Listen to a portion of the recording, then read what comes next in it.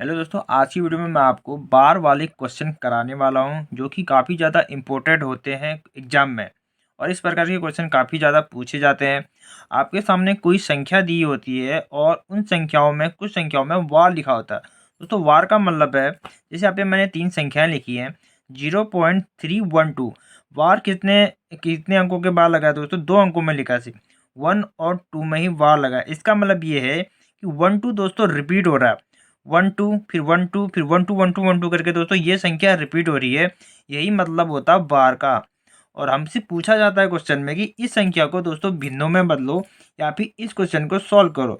तो वही दोस्तों आज की वीडियो में मैं आपको बताने वाला हूँ इस प्रकार के क्वेश्चन कैसे सॉल्व किए जाते हैं। दोस्तों वीडियो पसंद आए तो लाइक करना, चैनल में पहली बार तो सब्सक्राइब जरूर करना। मैं हूँ परवीर सिंह और आप देख रहे हैं स्टडी गुरु मेहरा। चलिए दोस्तों वीडियो को स्टार्ट करते हैं। दोस्तों इस प्रकार के क्वेश्चन को जब हम सॉल्व करते हैं तो दोस्तों आपको क्या ध्यान रखना है। हमको दोस्तों चलिए 0.312 वाट इसको हम करते हैं सॉल्व। ठीक है दोस्तों, आपको क्या करना है, सबसे पहले जो भी आपको संख्या दिखाई दे रही है ना, इस संख्या को आपको पूरा इसी तरीके से हमको उतार लेना है।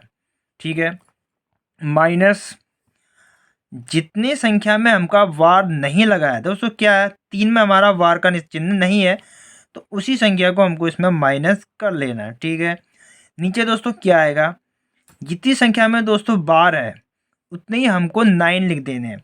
वार कितनी संख्या में दोस्तों? 2, तो हम तो कर देंगे 2 9। ठीक है, और जितनी संख्या में वार नहीं है उतने ही हम 0 कर देंगे। तो जीरो कितना आएगा दोस्तों? 1, क्योंकि एक ही संख्या है जिसमें हमारा वार नहीं है। अब हम इसको करेंगे सॉल्व। कितना हो जाएगा? 309/990। तो दोस्तों यही दोस्तों ये इसका एक परफेक्ट भिन्न है।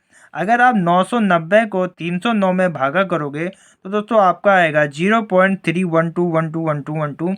ये दोस्तों नंबर सिलसिला चलता ही रहेगा।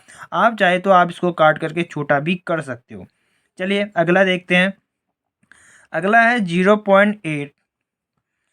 ये कैसे सॉल्व होगा? 8 को हम ऐसे लिख लेंगे माइनस। अब दोस्तों चूंकि ऊपर वाले एग्जाम्पल में दोस्तों बार 3 में नहीं था, हमने 3 को घटाया था, तो चूंकि दोस्तों यहाँ पे इसके आगे कोई नंबर नहीं है तो हम कर देंगे -0।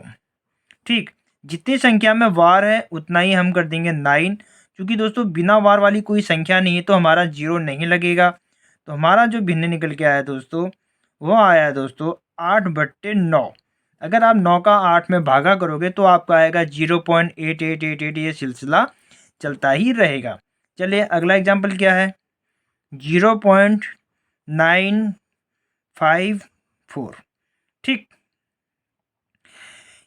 इसमें क्या दो संख्या में है, ये भी दोस्तों पहले वाले एग्जाम्पल की तरह है। 954 लिख देंगे। इसमें हमको माइनस करना है दोस्तों 9 को।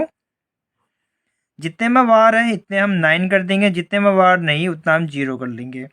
ये हो जाएगा 945/990। अगर आप 945 को 990 से अगर आप डिवाइड करोगे तो दोस्तों आपका 0.9545454 ये सिलसिला आता ही रहेगा। चलिए दोस्तों अब मैं आपको कुछ ऐसे एग्जाम्पल करवाता हूँ।